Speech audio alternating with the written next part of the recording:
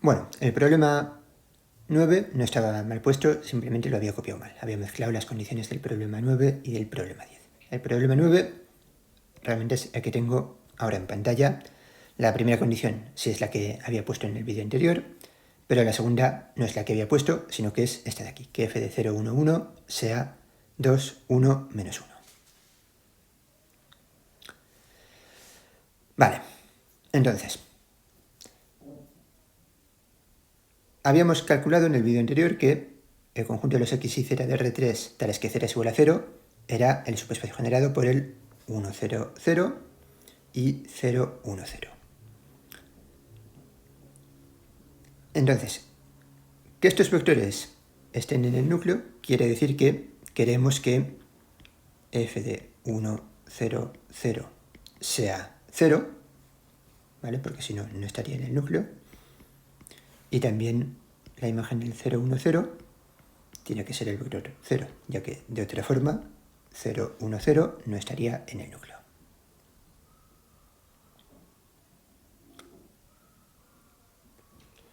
Vale, y además en el problema nos dan una tercera condición. Queremos que f de 0, 1, 1 sea 2, 1, menos 1.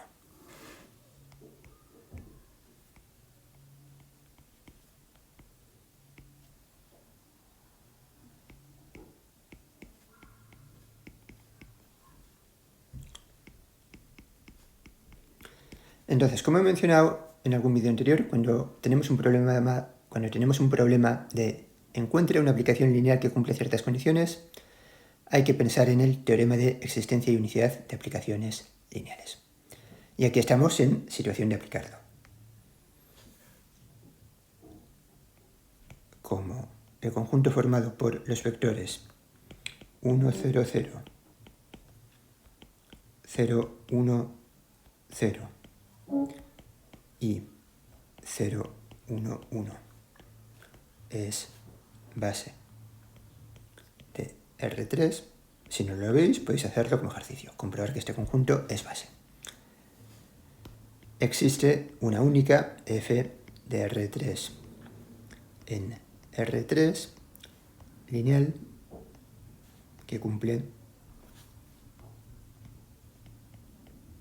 estas tres condiciones que voy a llamar asterisco. Vale, ahora, esta única aplicación f que existe según el teorema de existencia y unicidad de aplicaciones lineales, ¿cumple las condiciones del problema? Pues vamos a ver. La segunda condición, desde luego, sí que la cumple. La primera, hay que asegurarse de que el núcleo de esta f, de esta única f que existe, que cumple asterisco, hay que asegurarse de que realmente es este de aquí. Vamos a ver que sí. Vamos a comprobar que esta única f cumple las condiciones del problema. La segunda, como he dicho, desde luego la va a cumplir, porque es una de las condiciones que le estamos imponiendo. Entonces vamos a asegurarnos de que esta única f cumple la primera condición del problema.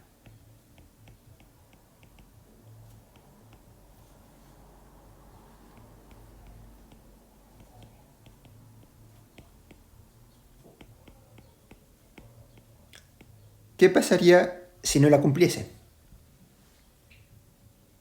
Si no la cumpliese, la conclusión sería que no hay ninguna f que cumpla las condiciones del problema. Es decir, sería que el problema está mal puesto. Pero ya digo, no está mal puesto, vamos a ver que sí la cumple. Bueno, entonces, las dos primeras condiciones de asterisco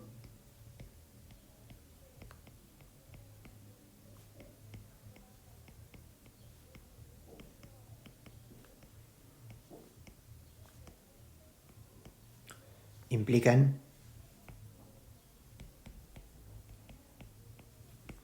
que los vectores 1, 0, 0 y 0, 1, 0 están en el núcleo de F. Ahora, el núcleo es un subespacio. Luego, cualquier combinación lineal de vectores del núcleo está en el núcleo. Es decir, el subespacio generado por estos vectores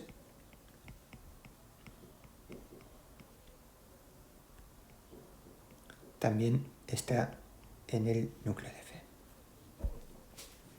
En principio, el núcleo de F podría ser estrictamente más grande que este subespacio. Ahora, afirmo que no lo es. Parad el vídeo y pensad por qué el núcleo de F no puede ser más grande.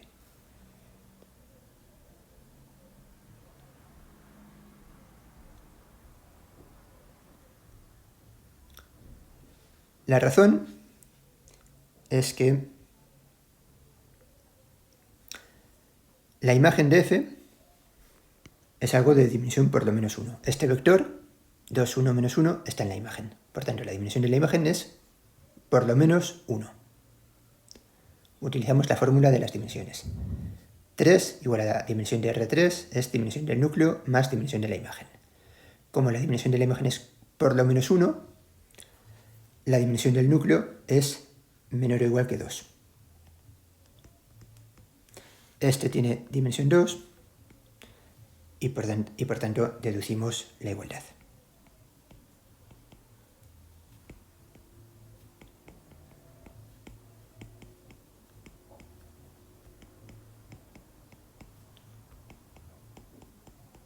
Pero daros cuenta de que para poder llegar a esto hemos necesitado observar que la imagen no puede ser 0. Hemos necesitado observar que la dimensión de la imagen es por lo menos 1. Es decir, el hecho de que se cumplan las dos primeras condiciones, lo único que nos dice es este contenido. Para ver la igualdad necesitamos utilizar que también se cumple la tercera condición. Vale, entonces, hasta ahora ya hemos visto que hay una aplicación lineal, exactamente una aplicación lineal que cumple las condiciones del problema. Vamos a ver cuál es. Y para ver cuál es, simplemente tenemos que escribir x y z como combinación lineal de los vectores de esta base B. Como hicimos, por ejemplo, en el ejemplo que sigue a la demostración del teorema de existencia y unicidad de aplicaciones lineales. Vale, entonces, ahora que sabemos que esta f cumple las condiciones del problema, vamos a ver cuál es. Vamos ahora a encontrar la expresión analítica de f. Sea x y z un vector cualquiera de R3. Y lo escribimos como combinación lineal de los vectores de la base B.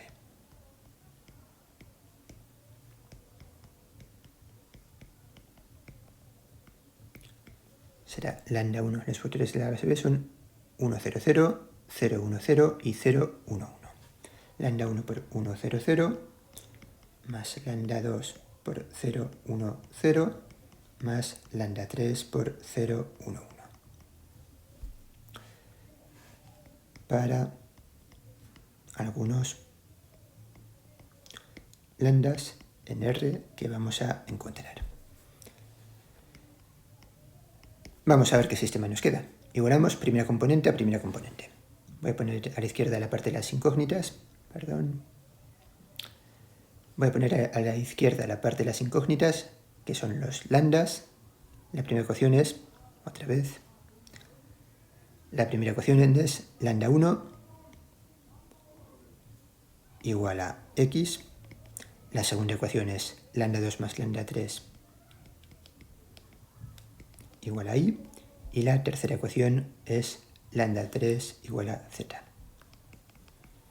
Entonces ya tenemos lambda 1 y lambda 3.